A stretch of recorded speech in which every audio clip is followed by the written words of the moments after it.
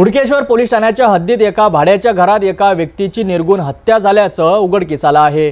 मृताचा मृतदेह रक्ताच्या थारोळ्यात आढळून आला। त्याचा रूममेट फरार झाल्याने त्यांच्यावर हत्येचा संशय व्यक्त केला जात आहे। नागपूरच्या हुडकेश्वर पोलीस ठाण्याच्या हद्दीतील विहीरगाव येथील प्लॉट नंबर 315 मध्ये मनोज शंकरराव दळणे यांच्या घरात ही घटना घडली।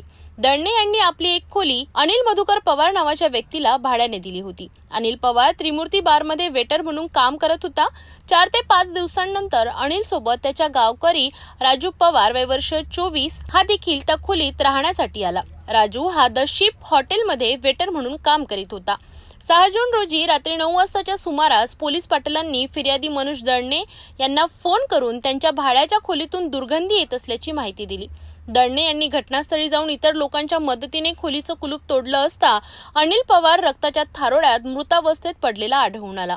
पोलिसांनी अधिक चौकशी केली असता अनिल पवार हा 1 जून 2025च्या रात्री कामावरून परतल्यानंतर पुन्हा कामावर गेला नसल्याचं बार मालकाने सांगितलं।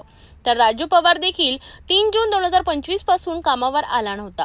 शेजारी राहणाऱ्या एका महिलेने राजू पवारला दुपारी 3 वाजताच्या सुमारास बॅग घेऊन जाताना पाहिल्याचं पोलिसांना सांगितलं।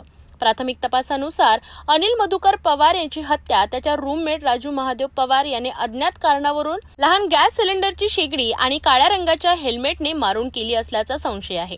आरोपी राजू पवार हत्येनंतर खोलीला कुलूप लावून पळून गेला। फिर्यादी मनोज शंकरराव दळणे यांच्या तक्रारीवरून हुडकेश्वर पोलिसांनी आरोपी विरुद्ध कलम 103 भारतीय न्याय संहितेच्या अन्वये गुन्हा दाखल केला। या प्रकरणाचा पुढील तपास पोलीस करीत आहेत।